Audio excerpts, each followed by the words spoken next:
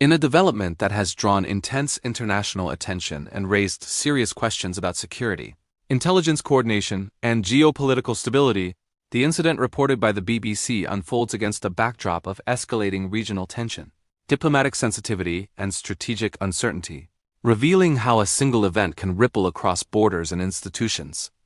As officials confirmed that critical communications were disrupted during a key operation, prompting an immediate response from authorities and triggering widespread speculation over whether the disruption was accidental, technical, or the result of deliberate interference. A question that remains central to the unfolding narrative as investigators piece together timelines, eyewitness accounts, radar data, and internal reports to reconstruct what exactly happened during the crucial moments when contact was lost. An episode that has reignited broader debates about airspace safety, intelligence vulnerabilities, and the fragile balance of power in contested regions, with analysts noting that such incidents rarely occur in isolation but are instead deeply embedded within wider strategic dynamics involving military coordination, diplomatic trust, and the ever-present risk of miscalculation, particularly at a time when global politics is marked by heightened suspicion and rapid technological change. As governments increasingly rely on complex systems that are both powerful and potentially vulnerable, and as officials attempted to reassure the public that every possible measure was being taken to determine the facts, the absence of immediate clarity only deepened concern, fueling rumors across social media platforms and news outlets while prompting urgent consultations among allied states, each eager to understand whether the incident signaled a broader threat or an isolated failure. And according to the BBC's reporting, the initial response involved emergency protocols being activated, search and monitoring efforts intensified, and senior figures briefed in real time, underscoring the seriousness with which the situation was treated from the outset. As aviation experts emphasize that loss of contact, while not unprecedented, is always treated as a critical event due to the potentially catastrophic implications should it coincide with mechanical failure, hostile action, or navigational error, and in this case the stakes were elevated by the identity of those involved and the geopolitical context in which the event occurred, drawing attention from international organizations and prompting calls for transparency and cooperation. As the narrative expanded beyond technical explanations to encompass broader political questions, including whether existing safeguards are sufficient in an era where electronic warfare, cyber interference, and GPS disruption are increasingly reported across multiple conflict zones. And while officials cautioned against premature conclusions,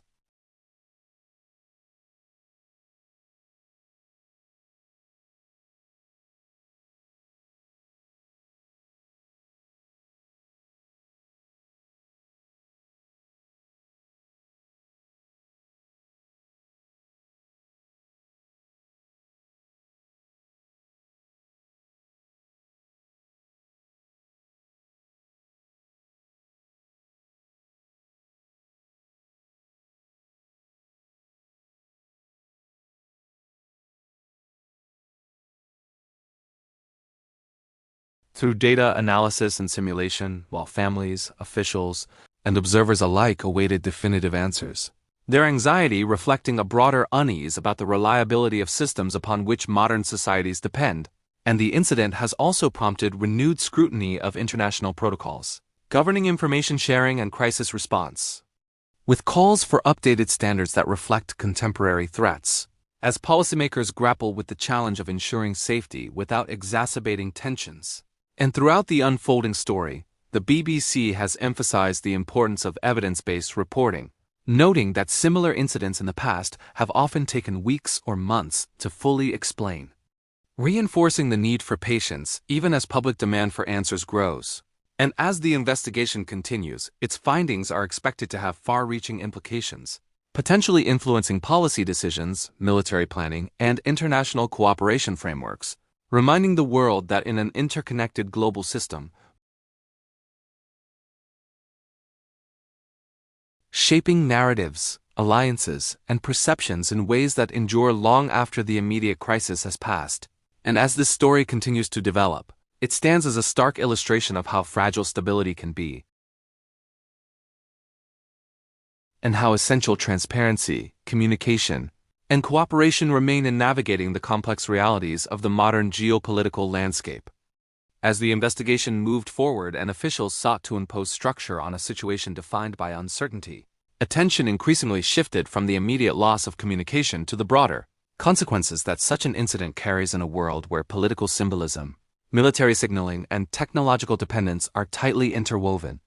Because beyond the technical question of how and why contact was lost lies a deeper concern about what this episode reveals regarding preparedness, transparency, and trust between states, particularly in regions where historical rivalries and contemporary conflicts overlap. And as experts cited in BBC reporting and subsequent analysis pointed out, the modern aviation and security environment is no longer shaped solely by physical threats,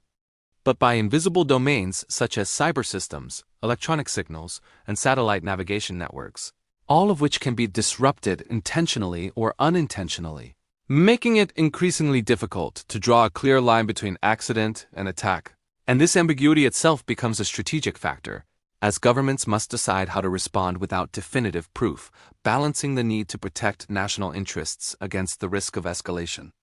And in this case, the measured tone adopted by officials reflected an awareness that premature accusations could inflame tensions. Yet silence or vagueness could equally undermine public confidence, creating a delicate communications challenge that unfolded in real time, with each statement scrutinized for nuance and implication, as analysts observed that such incidents often serve as stress tests for institutional credibility,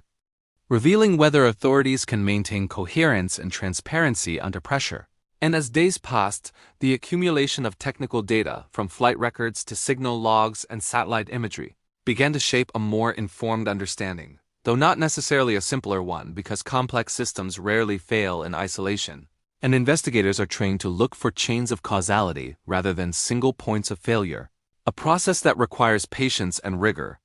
qualities that can clash with the modern media cycle's demand for rapid conclusions. And throughout this period, the BBC's coverage emphasized the provisional nature of early findings, reminding audiences that definitive answers would likely emerge only after extensive cross-checking and independent verification. A reminder rooted in past cases where initial assumptions proved misleading, and this historical perspective is crucial,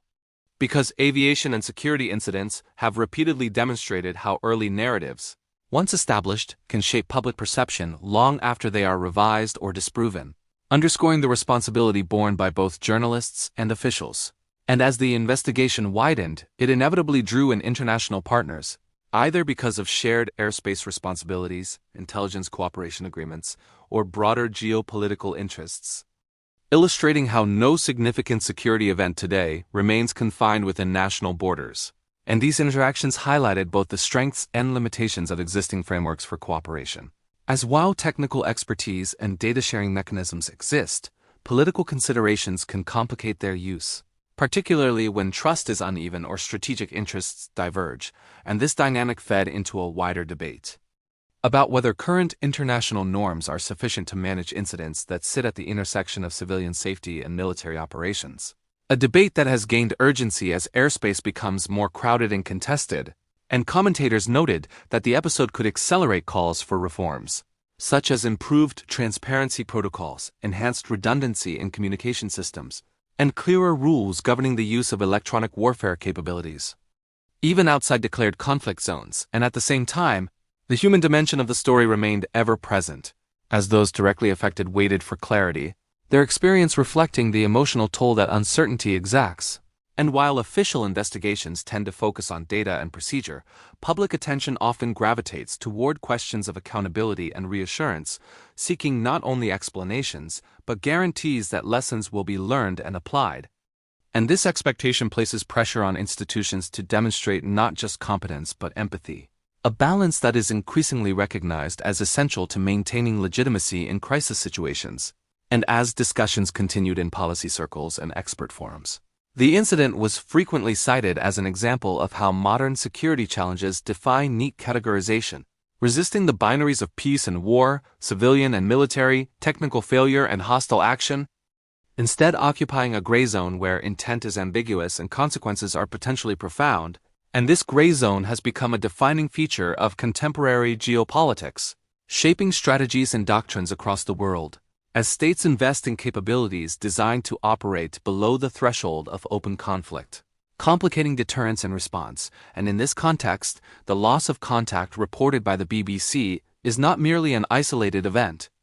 but part of a broader pattern that demands careful study, because each such incident adds to a cumulative understanding of risk, vulnerability, and resilience, informing how systems are designed and how policies are crafted. And as the narrative unfolded, it also prompted reflection on the role of public information in an age of instant communication, where speculation can spread faster than verified facts,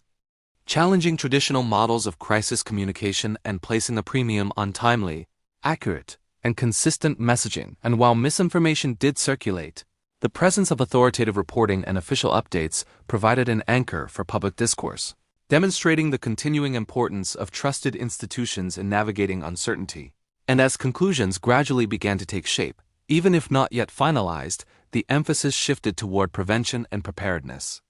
with experts advocating for investments in technology, training, and international cooperation to reduce the likelihood and impact of similar incidents in the future. Recognizing that while risk can never be eliminated, it can be managed through foresight and collaboration. And ultimately, the significance of this episode lies not only in what happened, but in how it was handled. Because the response, the investigation, and the subsequent debates together form a case study in modern crisis management, revealing both progress and persistent challenges. And as the world moves forward, the lessons drawn from this event are likely to influence discussions far beyond the immediate context, shaping how governments, institutions, and societies approach the complex interplay of technology, security, and trust in an increasingly interconnected and uncertain global landscape, leaving behind a narrative that underscores a fundamental truth of our time, that stability depends not only on power and capability, but on communication, cooperation, and the shared commitment to understanding before judgment, even when answers are slow to emerge and the pressure to conclude is intense.